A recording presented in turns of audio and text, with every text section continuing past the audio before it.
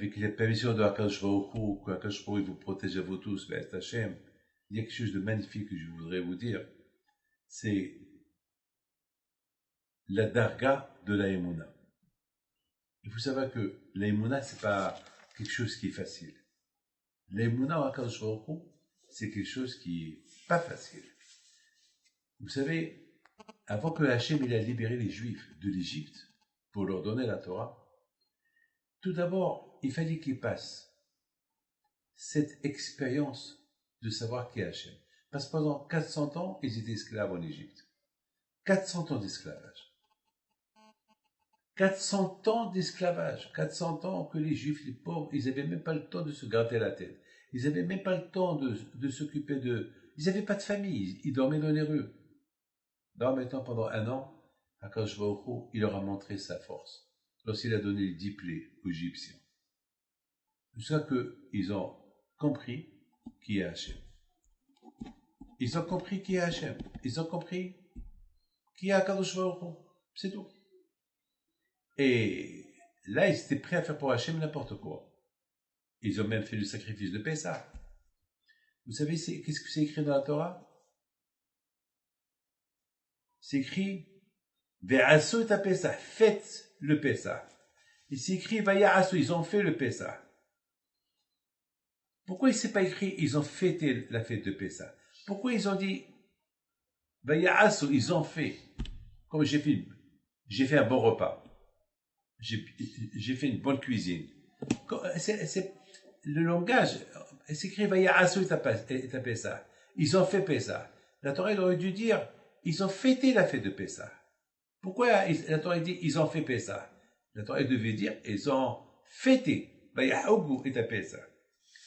J'ai pensé, j'ai dit ils ont fait de eux-mêmes, de leur personnalité, tout le travail qu'on fait sur le sacrifice de Pessah. Ça veut dire, lorsque les Juifs en Égypte, ils ont sacrifié l'idolâtrie égyptienne, comme s'ils se sont sacrifiés eux-mêmes. C'est ça, Va'ya'asu et Pessah. Ça veut dire, ils ont fait un gros saut. C'est quoi le gros saut? Un saut. Le saut qu'ils ont fait, c'est ils ont sauté de là où ils vénéraient l'Égyptien, ils vénéraient l'idolâtrie égyptienne, ils ont fait un saut spectaculaire, un saut de 400 ans, un saut de l'idolâtrie à se sacrifier eux-mêmes, parce qu'en sacrifiant l'idolâtrie égyptienne, ils se sacrifient eux-mêmes. Et c'est ça ce que la Torah veut dire. Va'ya'asu et Pessah. C'est ça. Va'ya'asu et Pessah. Ils ont fait. Vous savez qu'est-ce que la Gemara dit? Mishru ukhu lachem. La Torah dit que chacun il tire vers lui une brebis et la sacrifier pour Hachem. Et les brebis à l'époque c'était l'idolâtrie égyptienne. Ah, maintenant, pourquoi c'est écrit Mishru? Tirez vers vous. Et Hachamim ils disent Mishru yidechem me'avodah zara. Tirez vos mains de la avodah zara. Tirez vos mains, enlevez vos mains de la avodah zara. Aujourd'hui, c'est quoi la avodah zara? La avodah zara, c'est pas que l'idolâtrie. La avodah zara, ça peut être l'argent, ça peut être le football. Les gens, il faut se réveiller à 2 heures du matin pour voir le Brésil, l'Argentine jouer, et le matin à 7 heures, 8 heures, 9 heures, il ne faut pas se lever pour aller prier. Donc, malheureusement, il y a l'idolâtrie de la technologie, l'idolâtrie de l'argent, l'idolâtrie de plein de choses. Il y a beaucoup de choses. Chaque génération et génération, ils sont idolâtrie. Chaque génération et génération, ils sont.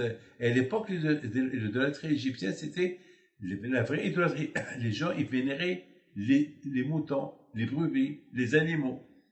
Et c'est pour ça que la Torah a dit, Mishru yedechem, tirez vos mains de cette avodah zara et prenez l'agneau, le brebis, le mouton égyptien, le dieu égyptien et sacrifiez-le. En faisant ça, ils ont sacrifié eux-mêmes leur propre personnalité. C'est la folie, ça. Et tout cela, c'est comme une préparation pour Matan Torah. Les gens ne comprennent pas que Shavuot, c'est pas une fête où on jette de l'eau, ou une fête de fromage, ou une fête où on mange beaucoup de lait. La fête de Shavuot, c'est la fête de Matan Torah. La fête où on reçoit la Torah. Et pour recevoir la Torah, il faut passer des sacrifices. il faut faire des sauts, des sacrifices, le sacrifice. Et c'est quoi le sacrifice? Sacrifier les mauvaises qualités. Par exemple, si je suis coléreux, eh ben je sacrifie ma colère, je suis plus coléreux. Si je passe de lashon hara, je sacrifie le lashon hara. Et c'est ça. Et tout cela, c'est comme ça, si on veut s'attacher à Akadosh Baruch Hu, c'est comme ça. Il y a ce qu'on appelle des shlavim, il y a ce qu'on appelle step by step, vous savez, chose par chose. Vous savez, si je veux monter les escaliers, si je ne peux pas sauter les escaliers, il faut que je monte une par une. Si par exemple, je veux monter au 10e étage, ben, je monte un escalier. Je peux pas sauter du premier au 10e, c'est impossible. Eh ben, Rabotai, déjà, quand je vais au Hu, une fois qu'il a fait sa démonstration en Égypte, et les Juifs, ils ont commencé à croire en lui, ben, quand je leur ai dit, maintenant que vous croyez en moi, le reste, il est facile. Maintenant, allez, avec sauter, faites un saut, et je vais vous aider de bien sauter. Faites un saut. Par exemple, moi, David Pito, je peux sauter 1 mètre, peut-être. Eh ben, quand je pourrais dire, David, si tu t'es bien préparé pour sauter 1 mètre, moi, je vais t'aider pour sauter 10 mètres. Allez, saute. Et on a la promesse de Akadosh Baruch Hu.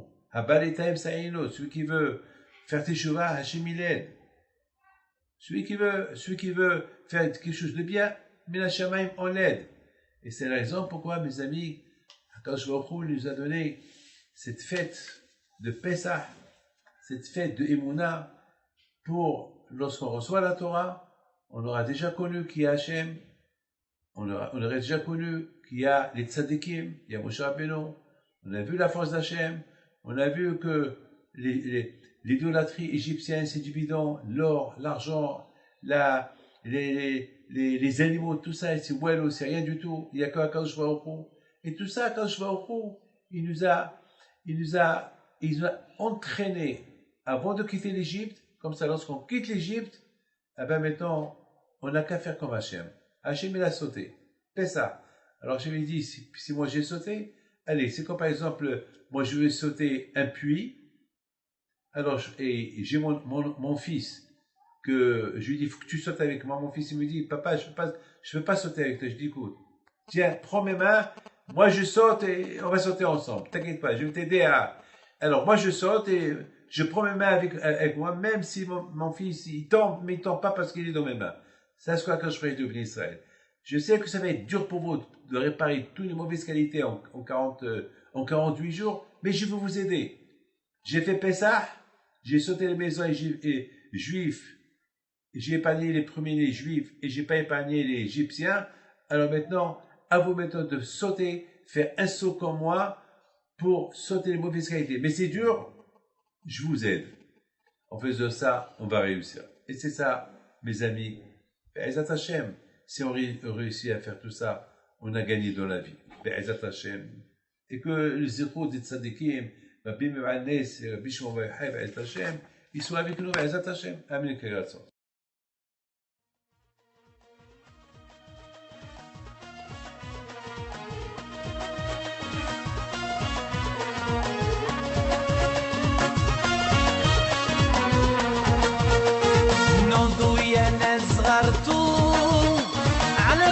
حيم بنتو وقف لنا زي